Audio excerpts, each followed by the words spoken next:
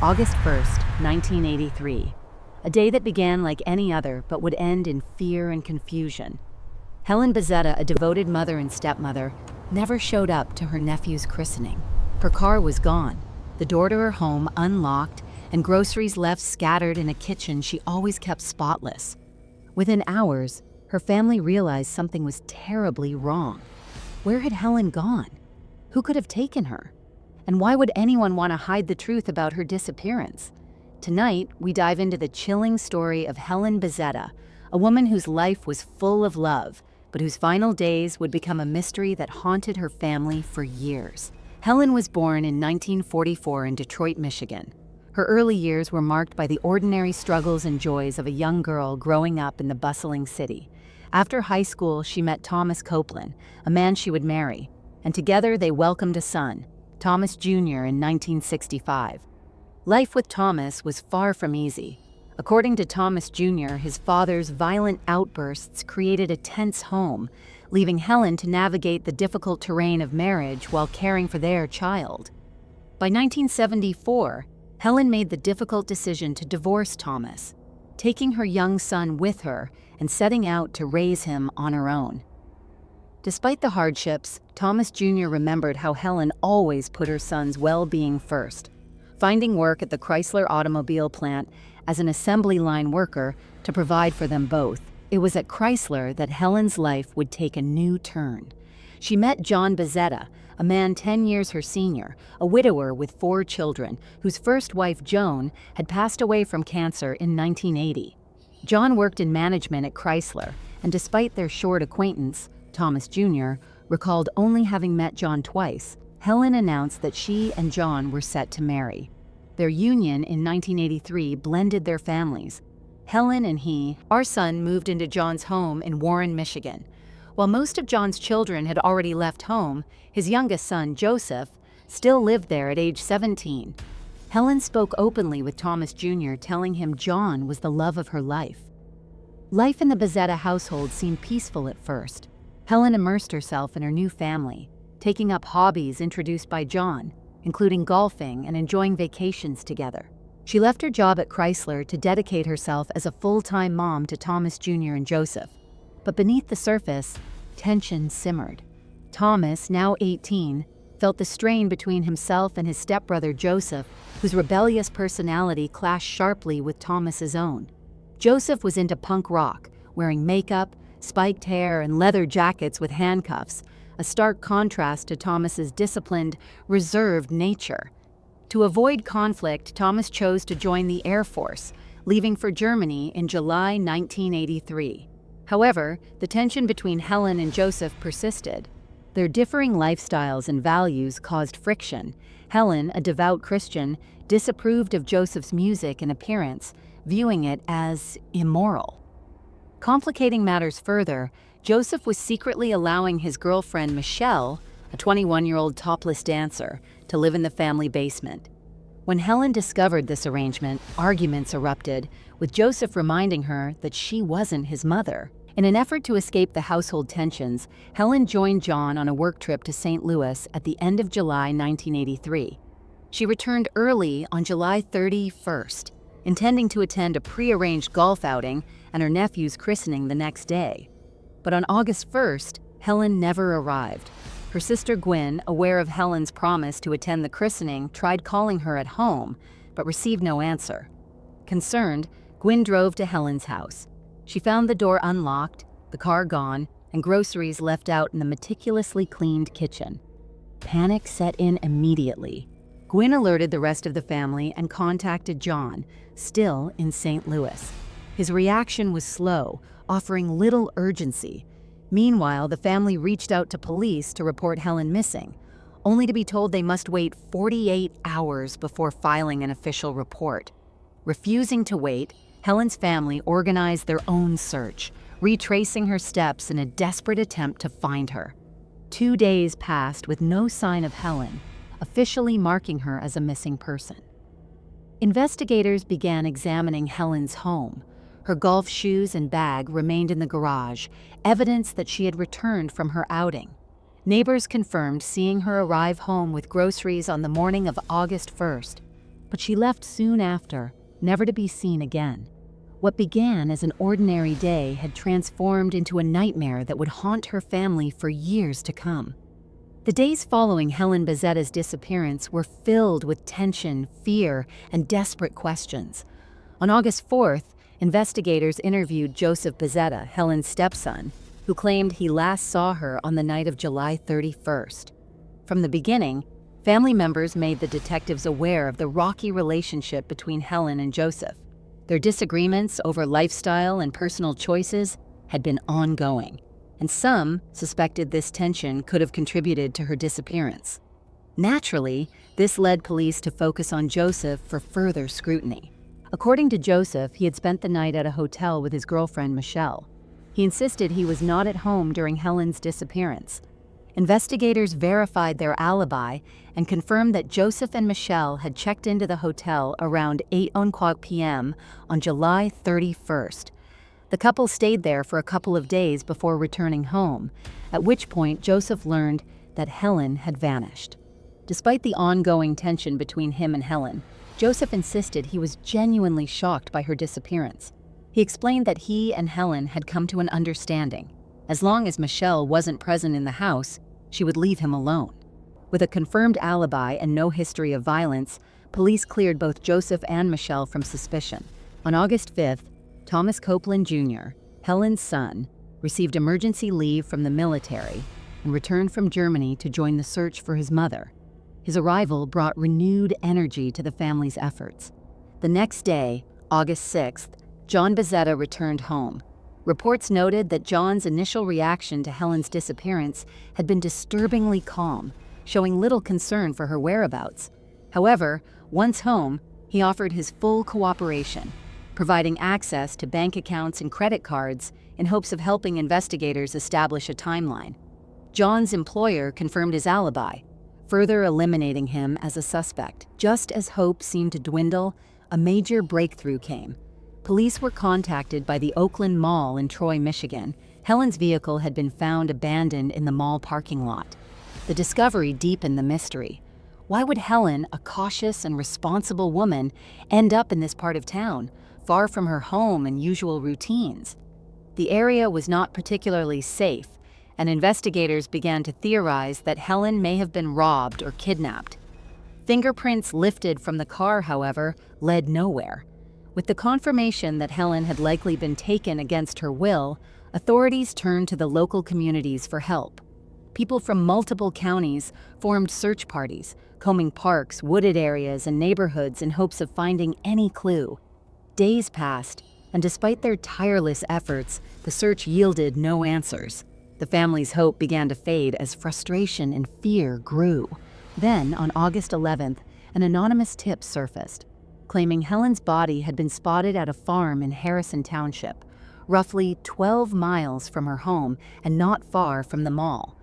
K-9 units, helicopters, and search teams scoured the nearly 400-acre property. Days of meticulous searching brought nothing to light, leaving the family and police in growing despair. By September, leads had all but dried up. Helen's dental records were obtained to compare with any Jane Doe discoveries in the area, but once again the trail went cold. Thomas had only been granted 30 days leave to help in the search, and he had to return to his post in Germany with no answers. Near the end of September, an unexpected lead appeared, though unrelated directly to Helen's case. In River Rouge, just south of Detroit, authorities were investigating Joseph Bazetta and Michelle in connection to a separate homicide. Robert Knock, a local florist, had been found handcuffed to a bed, beaten, and strangled. Investigators discovered that Knock had been an acquaintance of the couple and a frequent visitor to the bar where Michelle worked. Witnesses claimed that Joseph and Michelle had stayed with him often, but recently had a falling out. Allegedly, the couple had attempted to extort him for money, threatening to reveal aspects of his personal life if he did not comply. Their plan was reportedly to use the funds to move to California together.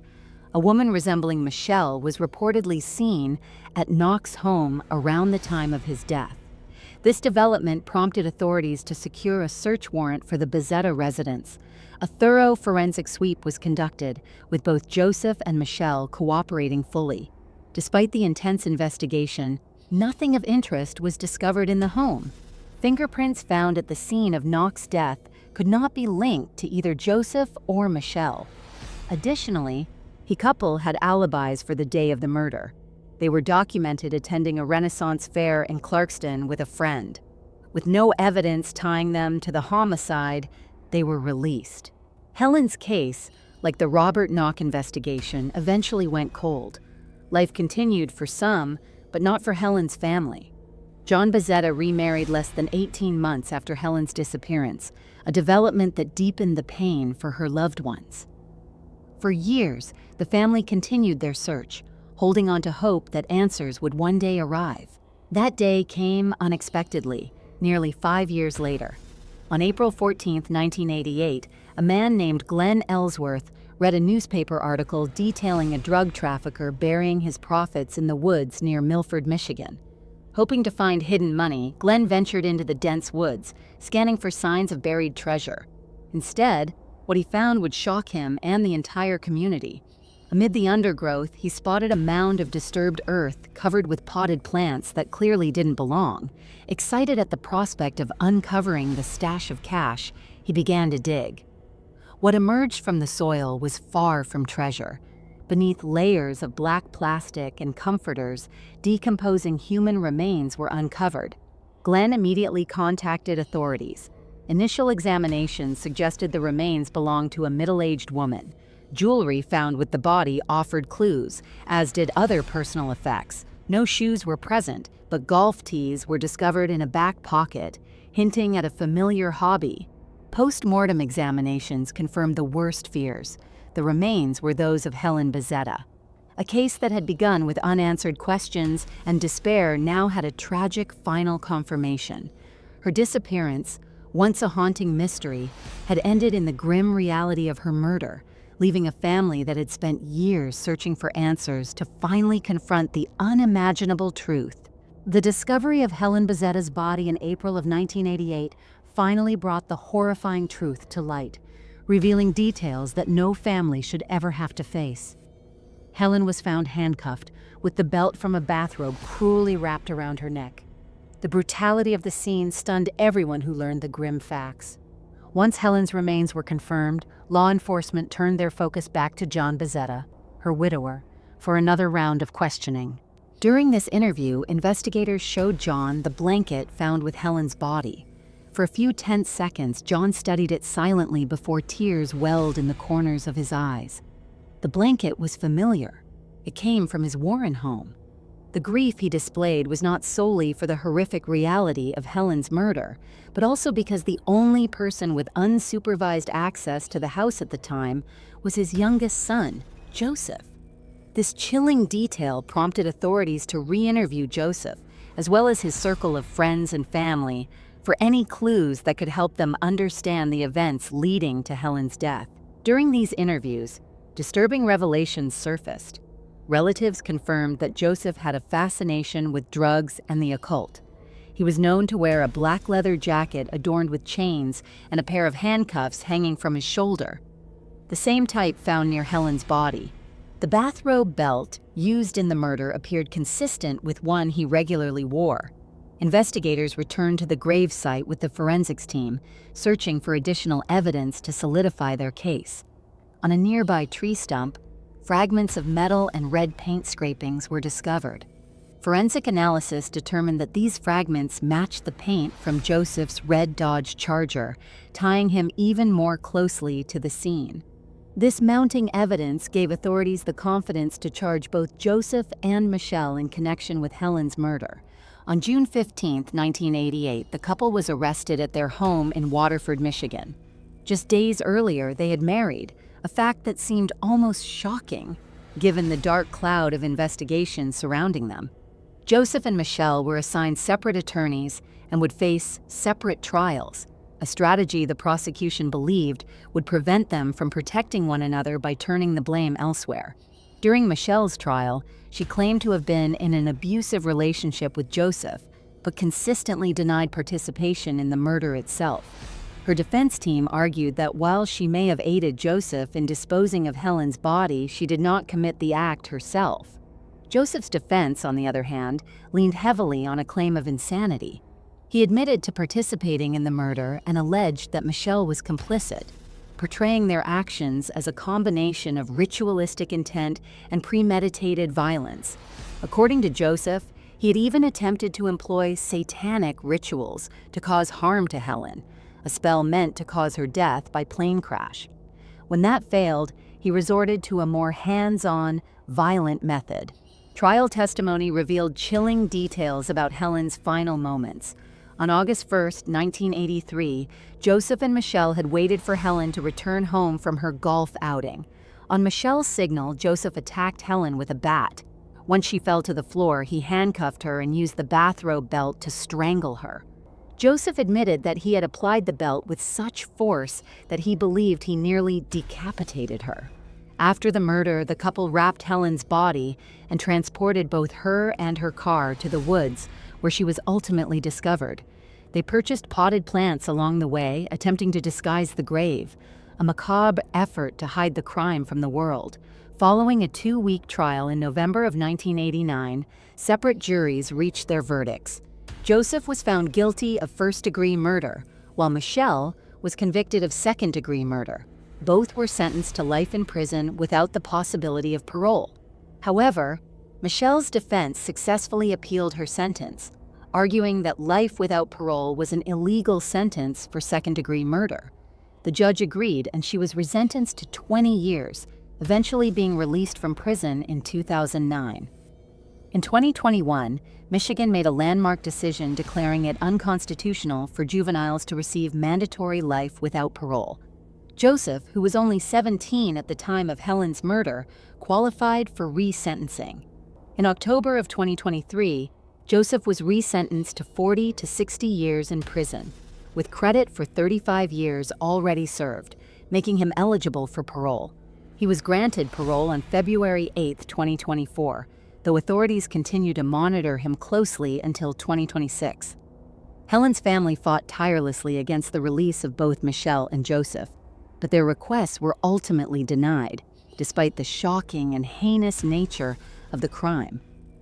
Joseph and Michelle divorced, prior to her release, with Michelle later remarrying. John Bazetta, Helen's widower, passed away in 2022.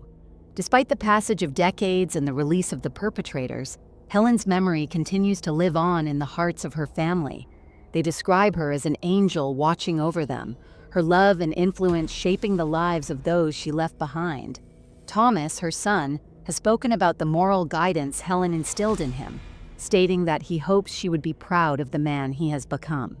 While justice was served in Helen's case, other tragedies linked to the Bazetta family remain unresolved. The murder of Robert Knock, though initially entangled with investigations into Joseph and Michelle, remains unsolved to this day, a lingering shadow over a story already filled with darkness and loss. Helen Bazetta's story serves as a reminder of both the fragility and resilience of human life, the enduring pain caused by violent crime, and the relentless pursuit of justice by those left behind. Her family's determination to remember her, to honor her legacy, and to seek closure has kept her story alive, ensuring that the woman they loved is never forgotten. Through the years, Helen's courage, kindness, and devotion continue to inspire those who knew her, and her memory remains a guiding light for her son and extended family.